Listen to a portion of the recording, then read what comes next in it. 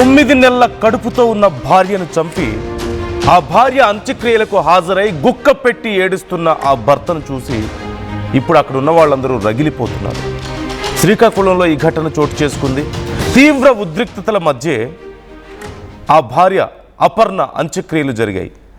అపర్ణ అంత్యక్రియలకు భర్త సుధీర్ హాజరవడం, అక్కడ భార్య అంత్యక్రియలు జరుగుతున్నప్పుడు కన్నీటి పర్యంతం అవడం, గుక్కపట్టి ఏడవడం చూసి అక్కడ ఉన్నవాళ్ళు కోప్పడాలో బాధపడాలో తెలియక గందరగోళంలో ఉన్నారు. సుధీర్ని భారీ బందోబస్తు నడుమ పోలీసులు అక్కడికి తీసుకొచ్చారు. సుధీర్ని చూసి అపర్ణ బంధువులు తీవ్ర ఆగ్రహానికి గురయ్యారు. పోలీసుల వైఖరిపై సైతం వారు మండిపడుతున్నారు.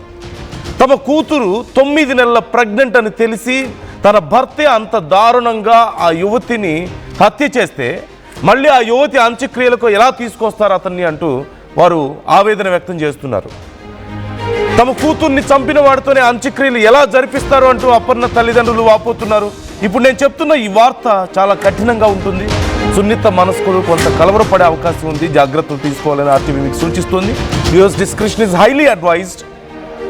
అయితే అక్కడి పరిస్థితి చేయి దాటుతుండడంతో ఇక సుధీర్ను వెనక్కి తీసుకువెళ్ళిపోయారు పోలీసులు. 9 నెలల నిండు గర్భిణికి చిత్రహింసలు పెట్టినట్లుగా సుధీర్పై ఆరోపణలు ఉన్నాయి. 2 వారాల్లో డెలివరీ కాబోతున్న అపర్ణను ఇంత దారుణంగా చంపారు అంటూ బంధువులు ఆరోపిస్తున్నారు.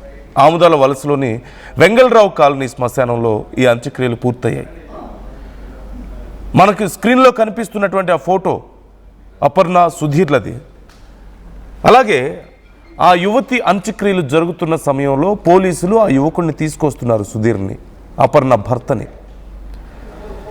తెలుస్తున్నటువంటి డీటెయిల్స్ ఏంటి అంటే సుధీర్కి మరొక యువతితో వివాహేతర సంబంధం ఉంది. పెళ్ళైన తర్వాత మరొక యువతితో తిరగడం మొదలుపెట్టాడు. అది చూసి అపర్ణ గొడవ పడితే అపర్ణని తీవ్రంగా కొట్టడం, చిత్రహింసలు పెట్టడం, కనీసం గర్భవతి అని కూడా చూడకుండా దారుణంగా చిత్రహింసలు పెట్టినట్లుగా తెలుస్తుంది. అదిగో శ్రీమంతం, మీరు చూస్తున్నారు ఆ ఫోటోని. నిండు చూలాలు అలాంటి ఒక యువతిని ఇంత దారుణంగా కొట్టడం, తిట్టడం, తీవ్రంగా ఆ యువతి మీద దాడి చేయడం. కేవలం సుధీర్ మాత్రమే కాదు, మనకున్నటువంటి సమాచారం ప్రకారం, కొన్ని ఆరోపణల ప్రకారం, అపర్ణ తల్లిదండ్రులు చెప్తున్న దాని ప్రకారం సుధీర్కి సంబంధించిన వాళ్ళు కూడా, వాళ్ళ కుటుంబ సభ్యులు కూడా అపర్ణని కన్విన్స్ చేయడానికి ట్రై చేశారట. నువ్వు సైలెంట్గా ఉండు, ఆడు తిరుగుతాడు అని చెప్పి ఆ యువతిని కన్విన్స్ చేయడానికి ట్రై చేశారే తప్ప పెళ్లి చేసుకొని 9 నెలల ప్రెగ్నెంట్ అయిన భార్య ఉంచుకొని ఇలాంటి పనికిమాలిన పనులు ఎందుకు చేస్తున్నావని తమ బిడ్డని వారించలేకపోయారట.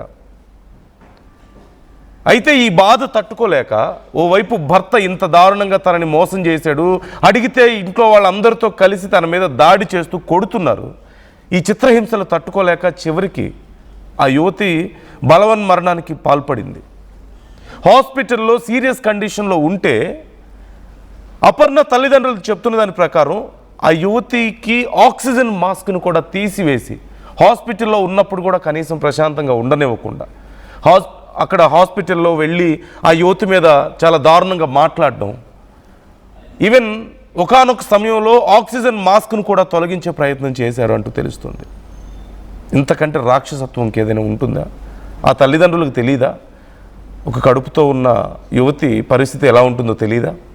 పెళ్లి చేసుకొని భర్త ఇంకొకరితో తిరిగితే ఆ బాధ ఎలా ఉంటుందో ఆ తల్లికి తెలీదా? అయినా సరే తమ బిడ్డనే సపోర్ట్ చేసుకున్నారట. ఆ యువతిని చిత్రహింసలు పెట్టారంటూ తెలుస్తోంది.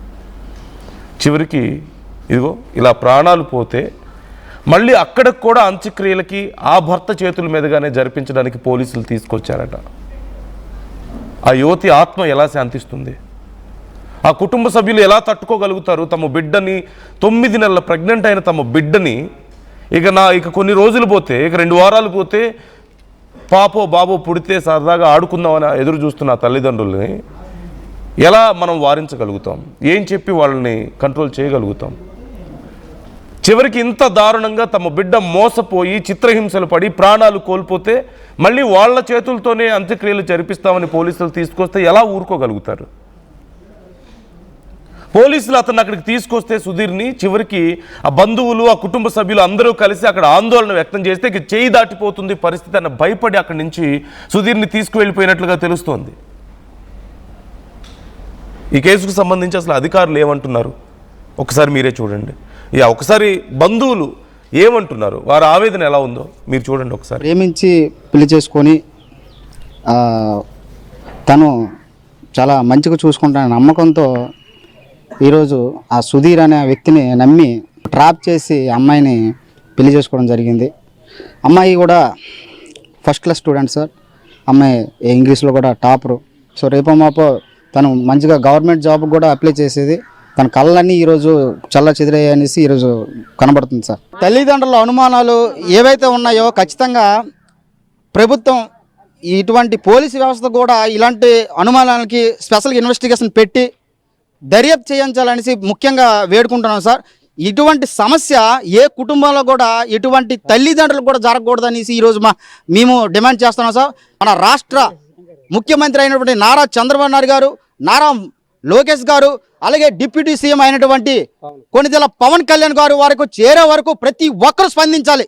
ప్రతి ఒక్కరు స్పందిస్తే ఖచ్చితంగా రేపొద్దున నీ కుటుంబంలో నీ కూడా ఏ కుటుంబంలో కూడా ఇటువంటి విషయాలు ఇటువంటి సంఘటనలు జరగవు అనేసి నేను నమ్ముతున్నాను సార్. ఖచ్చితంగా దీన్ని లేవనెత్తి ఒక నిజాయితీగా ఒక దేనికి అమ్ముడుపోకుండా దీని వరకు ఒక న్యాయంగా ఆ యువతికి న్యాయం చేయాలి, ప్రభుత్వాలు కదిలి రావాలి ఈ విషయంలో అని చెప్పి ఆ కుటుంబ సభ్యులు కోరుతున్నారు. మరోవైపు సత్యనాయుడు జాయిన్ అవుతున్నారు మా ప్రతినిధి. డీటెయిల్స్ తెలుసుకుందాం. ఇంకా సత్యనాయుడు, ప్రజెంట్ అక్కడ పరిస్థితి ఏంటి అంటే ఆ బంధువులు అక్కడ గొడవ చేసినట్లుగా తెలుస్తుంది. మా బిడ్డ ప్రాణాలు తీసి మళ్ళీ అంత్యక్రియలకు ఎలా వస్తావు, ఎలా తీసుకొస్తారు పోలీసులు అని చెప్పేసి అక్కడ గొడవ చేసినట్లుగా తెలుస్తుంది. అసలు అక్కడ ఏం జరిగింది అంత్యక్రియలు జరిగే సమయంలో? అండ్ ఈ ఇన్సిడెంట్కి సంబంధించి రకరకాల వార్తలు వస్తూ ఉన్నాయి. వివాహేతర సంబంధం, ఈవెన్ ఆ యువకుడి ఇంట్లో వాళ్ళు కూడా అమ్మాయిని ప్రెజర్ చేశారని చెప్పి ఈ విషయంలో సైలెంట్గా ఉండమని చెప్పేసి చాలా వార్తలు వస్తున్నాయి. సో అసలు విచారణ ఏం జరుగుతుంది, ఏం తేలుతుంది ఈ విషయంలో? నందు చూస్తే కనుక ఆమ్దాల్వలస మున్సిపాలిటీ పరిధిలో ఉన్నటువంటి వెంగళరావు కాలనీకి చెందినటువంటి అపర్ణ వెంకటేశ్వర ఇంజనీరింగ్ కళాశాలలో ఫార్మసీగా చదువుతుండేది. 3 ఏళ్ల క్రితం ఎవరైతే సుధీర్ ఉన్నాడో ఆయన ఆమ్దాల్వలస మండలం వెదురువలస గ్రామానికి చెందిన వ్యక్తి. ఆయన మాత్రం ప్రేమిస్తున్నా అని చెప్పి వెంటపడి 17 ఏళ్ళు కూడా నిండినటువంటి అపర్ణను లొంగ తీసుకునేందుకు చేసిన ప్రయత్నం ఎట్టకేలకు ఫలించింది. 18 ఏళ్ళు పూర్తి కాకుండానే వారి ఇంటి నుండి పరారయ్యారు. ఒక్కగానొక్క కూతురుని ఉన్నత చదువులు చదివించాలన్నటువంటి వారి ఆకాంక్షకు అనుగుణంగా కూతురుని మాత్రం ఇంజనీరింగ్ కళాశాలలో ఫార్మసిస్ట్ గా జాయిన్ చేశారు. కాకపోతే అప్పటికే సుధీర్ ఊబిలో పడినటువంటి అపర్ణ మాత్రం ఆయన పెళ్లి చేసుకుంటే తప్ప లేకుంటే కనుక చనిపోతున్న తల్లిదండ్రులు బెదిరించడంతో ఎవరైతే సుధీర్ బంధు అయినట్టు ఏఎస్ఐ ఈశ్వరని సహకరించి వాళ్ళు మాత్రం ఈ రోజు దానికి సంబంధించి అంటే ఆమ్దాల్వలసలో ఏఎస్ఐగా పనిచేస్తున్నటువంటి శంకర్రావు తన సుధీర్కి బంధువు ఆయన సహకారంతో ఈ రోజు మాత్రం పాలకొండ సబ్ రిజిస్టర్ ఆఫీసులో రిజిస్టర్ మ్యారేజ్ చేసుకోవడం జరిగింది. అనంతరం మాత్రం కూతురు కాపురం చక్కదిద్దించుకు తల్లిదండ్రులు మాత్రం వెనకడిగేసి కూతురు మాత్రం ఇంటికి తెచ్చి ఘనంగా రిసెప్షన్ చేశారు. ఈ రిసెప్షన్ చేసిన క్రమంలోనే ఆమె మాత్రం గర్భం దాలించి ఏప్రిల్ 2వ తేదీన ఆమె డెలివరీ డేట్ ఇచ్చినటువంటి డాక్టర్లు మాత్రం ప్రస్తుతం ఆమె ఏదైతే సుధీర్ తనను కాదని నిర్లక్ష్యం చేయడంతో పాటు ఇంకో వివాహేతర సంబంధాన్ని ఏర్పాటు చేసుకుని ఆ కుటుంబ సభ్యులందరూ కూడా సుధీర్కి అండగా నిలడం ఇవన్నీ కూడాను అపర్ణ మాత్రం తీవ్రంగా బాధించాయి. తన అన్నదమ్ముడు కొడుకు పుట్టినరోజు వేడుకలు ఉన్నాయని చెప్పి సీమంతం జరిగిన తర్వాత వెదురువలస గ్రామానికి తీసుకెళ్లడం జరిగింది. అక్కడ కూడాను అత్త ఆడపడుచుతో పాటు సుధీర్ అన్న కూడాను అపర్ణ మాత్రం తీవ్రంగా వేధించారు. ఆ వేధింపులు తాళలేక కన్నవారి ఇంటికి వచ్చినటువంటి ఆమె మాత్రం తీవ్ర మనస్తాపానికి గురై నిండు శూలాలు అయ్యుండి కూడాను తండ్రిని తల్లిని కూడాను బయటికి పంపించేసి 17వ తేదీన తెల్లవారి ఫ్యాన్ కూరేసుకుని ఆత్మహత్యకు పాల్పడింది. కాకపోతే కొన ఊపిరితోన్న కూతురు మాత్రం హుట్ట జెమ్స్ ఆసుపత్రికి తరలించారు. వారం రోజుల పాటు బుచ్చుతో పారన్నటువంటి అపర్ణ అప్పట్లో ఆత్మహత్య చేసుకున్న క్రమంలో 9 నెలలు నిండినటువంటి బిడ్డ కూడా లోపల ఉండడంతో డాక్టర్లు మాత్రం తల్లి ప్రాణాలను కాపాడేందుకు ఆపరేషన్ చేసి బిడ్డను కూడా బయటికి తీయడం జరిగింది. ఈ పరిణామాలన్నీ జరుగుతున్న క్రమంలో ఆమె కోలుకుంటున్నదన్న సంతోషం తల్లిదండ్రులు నెలకొన్నటువంటి ఈ దీంట్లో జెమ్స్ హాస్పిటల్లో చికిత్స పొందుతున్నటువంటి అపర్ణ ఎక్కడ కోలుకొని తన సంబంధించిన నిజాలు చెప్తున్న భర్త మాత్రం అక్కడే రెక్కి వేసి తల్లిదండ్రులు కంట పడకుండా లోపల ఐసీయూలో ఉన్నటువంటి అపర్ణ వద్దకు వెళ్ళి సర్జరీ నిర్వహించినటువంటి ఏదైతే త్రోట్ దగ్గర ఆక్సిజన్ పంపించే పైప్ ఉందో దాన్ని కూడా తొలగించారని అనుమానం మాత్రం తండ్రి వ్యక్తం చేస్తున్నాడు. ఎందుకంటే తండ్రి హాస్పిటల్లో పనిచేస్తున్నాడు, అందరితో పరిచయాలు ఉన్నాయి. ఐసీయూలోకి వెళ్ళాలంటే రక్త సంబంధికులు అయి ఉండాలి. అప్పటికే 17వ తేదీన ఆత్మహత్య చేసుకున్న భార్య ఎలా ఉందని యోగక్షేమాలు కూడా అడగినటువంటి సుధీర్ ఆసుపత్రిలో అంటే 25వ తేదీన ఎందుకు వచ్చాడు, అక్కడికి వచ్చిన క్రమంలో తనతో పాటు తన తల్లిని కూడా తీసుకుని వచ్చాడు. అపర్ణ ఆరోగ్య పరిస్థితి తెలుసుకోవడానికి కూడా సుముఖత తెలియజేయనటువంటి భర్త అపర్ణ చూసేందుకు వచ్చాడంటే మాత్రం అపర్ణ తల్లిదండ్రులు మాత్రం నమ్మే పరిస్థితి లేదు. కేవలం మట్టు పెట్టేందుకే ఆ ఐసీయూలోకి వెళ్ళడం జరిగింది. తను కొద్దిసేపటి కింద కూతురుతో మాట్లాడాను, ఆమె కోసం ఏదైనా మెడికల్ తెద్దామని బయటికి వెళ్ళి వచ్చే లోపలే ఆమె మాత్రం కొనువిప్పి విడిచిపెట్టడం, అప్పట్లో అంతకు 2 నిమిషాల ముందే సుధీర్ బయటికి వెళ్ళడం, ఈ పరిణామాలన్నీ కూడా తండ్రికి మాత్రం పలు అనుమానాలు వ్యక్తం చేస్తే హాస్పిటల్లో ఐసీయూలో ఉన్నటువంటి అపర్ణని ఆయన కలిసేందుకు ఎవరు దోహదపడ్డారు, సుధీర్కి ఎవరైనా ఆసుపత్రుల్లో ఎవరైనా కూడా తెలిసిన వారు ఉన్నారా, వాళ్ళ తల్లిదండ్రులు లేని సమయంలో వారికి సమాచారం ఇచ్చారా, ఆ సమాచారాన్ని ఆసరా తీసుకొని తల్లిదండ్రులు లేకపోవడంతో ఐసీయూలోకి వెళ్ళారా, ఈ పరిణామాలన్నీ కూడా పలు అనుమానాలు దారితీస్తున్నాయి. కాకపోతే 17వ తేదీన ఆత్మహత్య చేసుకుంటే అప్పట్లో భర్తపై కేసు నమోదైంది. ఆ కేసు నమోదైన క్రమంలో ఆయన అదుపులో తీసుకోవాల్సిన పోలీసులు మాత్రం ఆయన అదుపులో తీసుకోకుండా 26వ తేదీన ఆమె మృతి చెందిందన్న విషయం తెలిసిన తర్వాత ఎవరైతే సుధీర్ని మాత్రం అదుపులో తీసుకున్నారు. అదుపులోకి తీసుకున్న పోలీసులు ఈ రోజు కూతురు అంత్యక్రియలకై తల్లిదండ్రులు సన్నాహాలు అవుతున్నారు, బంధువులందరూ కూడాను ఆమె అంత్యక్రియలు నిర్వహించేందుకు ఏర్పాటు చేసిన ఈ క్రమంలో పోలీసు బందోబస్తు మధ్య సుధీర్ని బర్రెల గ్రౌండ్కి తేవడం ఏంటని చెప్పి బంధువులందరూ ఆగ్రహం వ్యక్తం చేశారు. ఎందుకంటే సుధీర్ భారీ యోగక్షేమాలు తెలియకోకుండా కూడాను సుముఖ చూడపడిన ఈ నేపథ్యంలో పరస్త్రీ వివాహంతో నిండు గర్భిణి అనే భార్యను కూడా విడిచిపెట్టి ఆమెను కడతేల్చేందుకు ఆయన కుట్ర పంతున్నారనే విషయం తెలిసినటువంటి బంధువులు మాత్రం దరిదాపులు కూడా రానివ్వకుండా చేస్తారనే ఉద్దేశంతో తల్లిదండ్రులు లేని సమయంలో ఆయన మాత్రం హాస్పిటల్లోని ఐసీయూలోకి వెళ్ళి ఆమె వర్షన్ ఏమైనా బయటకు వచ్చిందా ఈ విషయానికి సంబంధించి నాయుడు? సుధీర్కి సంబంధించిన తల్లిదండ్రుల విషయం తొలినాళ్ళ నుండి ఏదైతే అంటే ఇంటర్ క్యాస్ట్ మ్యారేజ్ చేసుకున్నాడు. ఎందుకంటే సుధీర్ మాత్రం ఎస్టీ సామాజిక వర్గానికి చెందినవాడు, అదేవిధంగా అపర్ణ మాత్రం బీసీ సామాజిక వర్గానికి చెందినవారు. కాకపోతే తల్లిదండ్రుల మాటలు విన్న అపర్ణ మాత్రం ఆయన ప్రేమలో పడి తల్లిదండ్రులు కూడా కాదని వెళ్ళిపోయింది. కానీ వెళ్ళిపోయిన తర్వాత కూడా ఒక్కగాను కూతురు, ఆ కూతురు కాపురాన్ని చక్కదిద్దేందుకు తండ్రి చేసినటువంటి ప్రయత్నంలో సురేష్ ఏదైతే సుధీర్ ఉన్నాడో ఆయనకు కూడా చాలా జాబులు కూడా చూశారు. కాకపోతే జాబ్ చేయడానికి కూడా సుముఖ చూపినటువంటి అల్లుడి తాలూకు వైఖరిని మాత్రం తీవ్రంగా తమను బాధించిన కూతురును కాపాడుకోలేదు, గర్భిణీతో ఉంది, మనోరాలు పుడుతుంది కాబట్టి ఒక తాతను అవుతున్న ఆనందం మాత్రం తల్లిదండ్రులు ఉన్నప్పటికి కూడాను ఎలా కడదేల్చాలి అన్నటువంటి కుట్ర పడినటువంటి సుధీర్ తల్లి అన్నదమ్ముడితో పాటు అలా వదిన కూడా భాగస్వామి ఉన్నారు. ఎందుకంటే అన్నదమ్ముడు కొడుకు పుట్టినరోజు వేడుకలకి వెదురువలసి తీసుకెళ్ళినటువంటి సుధీర్ మాత్రం అపర్ణ విషయంలో మాత్రం అంటే విషయం చిమ్మే ప్రయత్నం. ఎందుకంటే తనకు ఇంకో మహిళతో మాకు సంబంధం ఉంది, ఆయనతో పాటు నేను కాపురం ఉంటాను, నిన్నైతే విడిచిపెడతానని చెప్పి ఆవిడని అక్కడ మానసికంగా వేధించడం, ఈ పరిణామాలన్నీ కూడా చాలా సెన్సిటివ్ అయినటువంటి అపర్ణ మాత్రం జీర్ణించుకోలేకపోయింది. తల్లిదండ్రులకి ఈరోజు ప్రేమ పేరుతో వారి మాటలు వినకుండా వెళ్ళి ఆయన ప్రేమ ఊబిలో పడ్డాను, తల్లిదండ్రులను ఈరోజు అభాస్పాలు చేశాను, అయినప్పుడు కూడా తల్లిదండ్రులు తను ఇంతగా ఆదరిస్తున్నప్పుడు కూడా భర్త చేస్తున్నట్టు వ్యవహారం మాత్రం ఆమెను తీవ్రంగా బాధించింది. ఎందుకంటే బీఫార్మసీ ఇటీవలే పూర్తి చేసిన ఆమెకు మాత్రం ఉద్యోగం కూడా వచ్చింది. తల్లిదండ్రులు బాసటగా నిలిచి తన కాళ్ళ మీద తను నిల్చుంటతో పాటు తల్లిదండ్రులకు జరిగినటువంటి నష్టాన్ని పూడ్చేందుకు ఆమె చేసిన ప్రయత్నం ఫలిస్తుంది అన్నటువంటి ఈ తరుణంలో సుధీర్ మాత్రం ఆమెను మానసికంగా ఆత్మహత్య చేసుకునేందుకు ప్రేరేపితుడు కావడమే ఈరోజు ఎవరైతే అపర్ణ మాత్రం ఆత్మహత్యకు పాల్పడింది. 17వ తేదీన ఆత్మహత్య చేసుకున్న విషయం తెలిసి కూడాను అల్లుడికి ఫోన్ చేసి తండ్రి చెప్పినా కూడా తాను బయట ఉన్నాను, నాకేం సంబంధం లేదని పొంతం లేని సమాధానం చెప్పడం, అయినప్పుడు కూడా కూతురు ప్రాణాలతో దక్కించుకునేందుకు తల్లిదండ్రులు చేసిన ప్రయత్నంలో వైద్యులు మాత్రం ఇంచినాడు చికిత్స దోహదపడింది, కోలుకుంటుంది, మాతో మాట్లాడుతుంది అన్నటువంటి ఆనందాన్ని మాత్రం అనతి కాలంలోనే సుధీర్ మాత్రం వ్యూహాత్మకంగా జెమ్స్ ఆసుపత్రి ఐసీయూలో చికిత్స పొందుతున్నట్టు అపర్ణను అంతం చేసేందుకు చేసినటువంటి పన్నాగం మాత్రం ఫలించింది. మృతి చెందారని తెలిసిన తర్వాత పోలీసులు మాత్రం ఆ కేసును పరిగణనలు తీసుకొని సుధీర్ని అదుపులోకి తీసుకున్నారు. అదుపులోకి తీసుకొని ఎవరైతే ఆమెను ఆత్మహత్యకు ప్రేరేపితులు చేశారో ఆయన బర్రెల గ్రౌండ్కి ఎందుకు తేవాలి, తెచ్చి ఆ కుటుంబ సభ్యులకి ఎందుకు ఆగ్రహావేశాలు తెప్పించాలి, పోలీసుల వైఖరి మాత్రం ఇందులో మాత్రం స్పష్టంగా కనిపిస్తుంది. నిర్లక్ష్య వైఖరి కారణంగానే అదే కనుక ఆమె ఆత్మహత్య చేసుకో ముందే వారు మాత్రం కేసు పెట్టడం జరిగింది.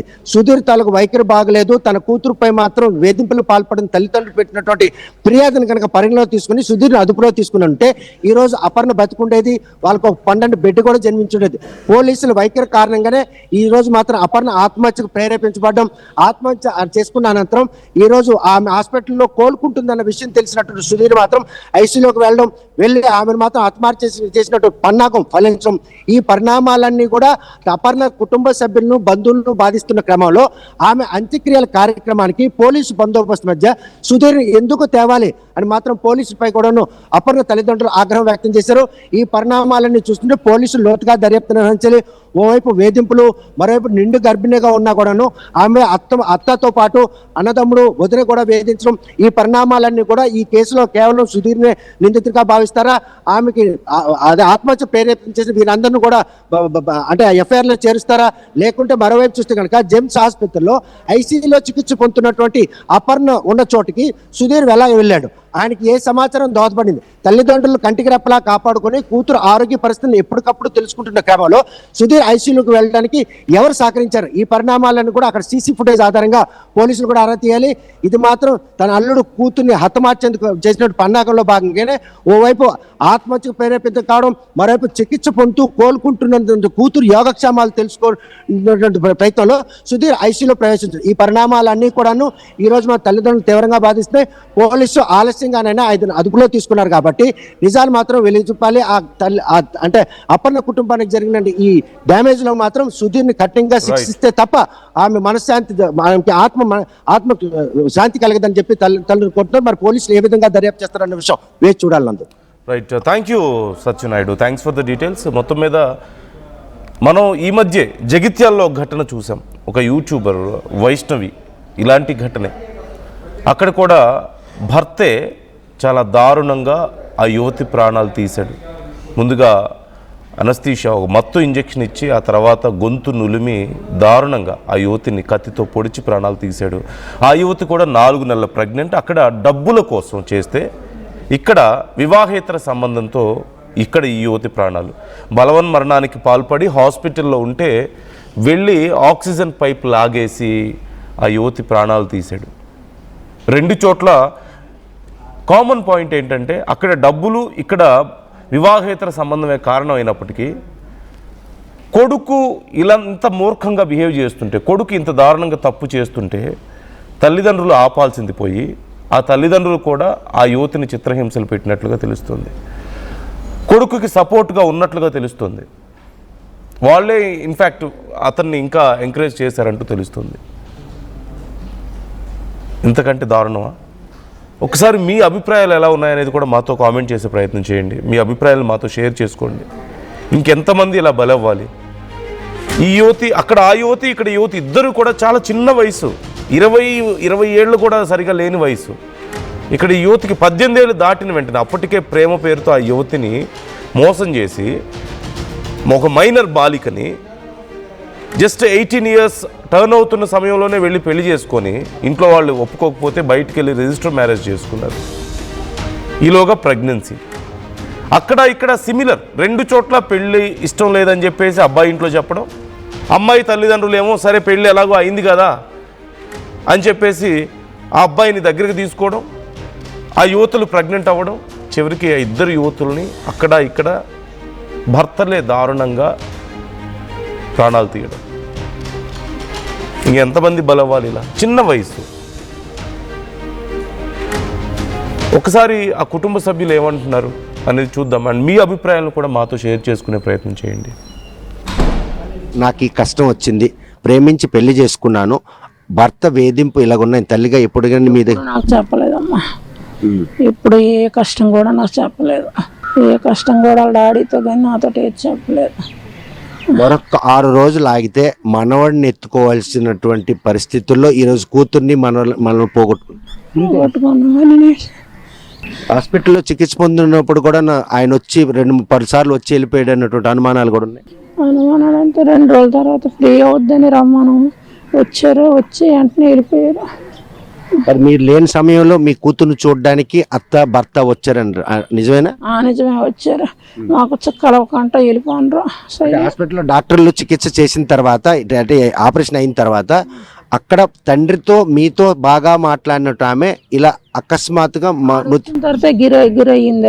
శుక్రవారం నాడు శనివారం నాడు ఇంటికి వచ్చాడు. ఆ శనివారం మధ్యాహ్నం వచ్చేసరికి మళ్ళీ మనిషి మారిపోయింది. అంటే ఈ మధ్యన ఏదో జరిగింది అన్నట్టు అనుమానం మీకు ఉందా? ఎప్పుడు ఫోన్లతో హాస్పిటల్లో అయిన తర్వాత మేము హాస్పిటల్ తీసుకెళ్ళేప్పుడు గవర్నమెంట్ హాస్పిటల్ తీసుకురమ్మారు. నేను అక్కడ ఎంప్లాయ్ కొనుక నేను మా మేనేజ్మెంట్తో మాట్లాడి అక్కడ జాయిన్ చేశాను సార్. చేసిన తర్వాత వాళ్ళు ఎవరు రాలేదు సార్. అప్పటికి వాళ్ళ అమ్మగారికి ఫోన్ చేశాను. ఫోన్ చేస్తే ఏమన్నానంటే ఎంత పని ఎందుకు చేసింది అన్నది పలకొంది, మరి రాలేదు. తర్వాత ఆ రోజు సాయంకాలం 5:30, 6 అయింది. ఈ టైంలో వాళ్ళ అమ్మను వాళ్ళ అన్నయ్య వచ్చారు సార్. వచ్చిన తర్వాత వీళ్ళు మా వాళ్ళందరూ కొంచెం ఆవేశం మీద అవునమ్మా చచ్చిపోనరా బతికినారా అని చూడడానికి వచ్చారా, ఎందుకు ఇలా హింసిస్తారా అని అడిగింది. సరేలే కేసు పెట్టారు కదా, ఎట్నే మేము ఎలా బయట రావాలో మాకు తెలుసు, మా పైతే మేము చేసుకుందామనేసి మెట్లు దిగి వెళ్ళిపోయారు సార్. శుక్రవారం నాడు ఇంట్లో తీశారు సార్. ఇంట్లో తీసిన తర్వాత కొంచెం అందరినీ ప్రతి ఒక్కరిని పోల్చిది. ఎవరు వచ్చినా వీళ్ళు మా బాబాయ్, వీళ్ళ చిన్న, వీళ్ళ పెద్ద అని పోల్చిది. కాకపోతే ఎక్కువ మాట్లాడలేకపోయేది, అంటే కొంచెం మాట్లాడలేకపోయింది. కానీ అందరిని పోల్చేది, అందరితో కూడా కొంచెం మాట్లాడేది. శనివారం 1 గంట 2 వరకు కూడా బాగానే మాట్లాడింది. ఈలోపు వీళ్ళు ముగ్గురు వచ్చేసారు సార్. ముగ్గురు వచ్చేసరికి వీళ్ళు ముగ్గురు అందరూ దూరిపోరు, వీళ్ళ నెలకి పంపించేసి నేను బయటికి వెంటనే వచ్చాను. వచ్చిన తర్వాత వీళ్ళు ఎవరు పంపించారంటే ఓటు గిరి నాకు పంపించాడు. అంటే ఓటు గిరి పంపించడం ఏంటి, ఓటు గిరి ఎవడు మీరు ఎవరు రానికి నేను అడిగాను. వాళ్ళు వెళ్ళిపోయి మరుక్షణం అంటే ఒక ½ అన్ అవర్ తర్వాత మళ్ళీ ఎగోపురు వచ్చి ఇంట్లో మీదకి వెళ్ళిపోయింది సార్. ఇంట్లో మీదకి వెళ్ళిపోయిన తర్వాత సిస్టర్ చేయడం అంటే ఆ అబ్బాయితో ఇలా చేయి పట్టుకొని మాట్లాడింది. ఆ అబ్బాయి వస్తే మళ్ళీ ఏమైనా కోలుకుందేమో ఆ అబ్బాయిని రప్పించమన్నాడు. ఆ అబ్బాయికి ఫోన్ చేస్తే ఆ అబ్బాయి ఏమన్నాడు, నాకు ఒంట్లో బాగాలేదు, నేను కూడా తెల్లారి వస్తానంటే. ఈలోపు ఎస్ఐ గారికి ఫోన్ చేశాను. అంతే మేనేజ్మెంట్తో చేయించాను హాస్పిటల్ మేనేజ్. ఆ అబ్బాయిని రప్పించాను. రప్పించిన తర్వాత ఆ అబ్బాయి వచ్చేసరికి ఈ అమ్మాయి ఇంట్లో మీదకి వెళ్ళి మరి కోమలో ఉంది, మరి బయట రాలేదు. ఉదయం 3 టైం వరకు వెళ్ళాను నేను. వెళ్ళిన తర్వాత బాగానే ఉంది. మా తమ్ముడు నేను వెళ్ళాము. మా అమ్మని పిడితే ఇలా కొలు తెరిచింది, కళ్ళంట అది మాట్లాడలేదు, పైపు ఎత్తి మాట్లాడలేదు. ఎవరు కళ్ళని నీటికి వస్తే ఇలా తుడిచాను. తుడిచింది నీకేం భయం లేదు, నేను ఉన్నానమ్మా, నేను నాకు ధైర్యం, నీకు ఎలా వచ్చి మాట్లాడేసి మా ఇద్దరం వచ్చాం. వచ్చిన తర్వాత వీళ్ళు వదినంతే వీడికి ఫోన్ చేసి, ఆడికి ఫోన్ స్విచ్ ఆఫ్ అని నాకు ఫోన్ చేసింది. చిన్నోడు అన్నాడు. చిన్నోడు ఎందుకేందమ్మా ఇక్కడ లేడు చెప్తే అన్న తర్వాత ఈ లోపు వాడు వచ్చాడు. నానా సుధీరు ఇలాగా ఎస్సీ గారు రమ్మారట, ఒకసారి ఇంటికి వెళ్ళి కలుసుకొని ప్రెస్ అయ్యారా, ఒకసారి నువ్వు ప్రెస్ చేస్తే ఒకసారి నేను రెస్ట్ తీసుకుందని అన్నాను నేను. సరేలేని చేయలేడు. అది ఈ లోపు సెక్షన్ పైప్ ఉంది కదా, సెక్షన్ పైప్కి లీకేజ్ వచ్చింది. సెక్షన్ పైప్ లీకేజ్ వచ్చేసరికి నేను చూసేసరికి శుభ్రంగా ఉంది. తర్వాత అప్పటికప్పుడు లీకేజ్ చేయాలి.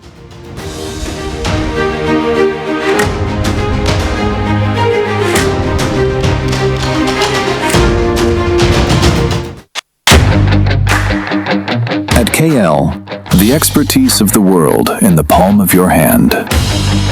KL deemed to be university.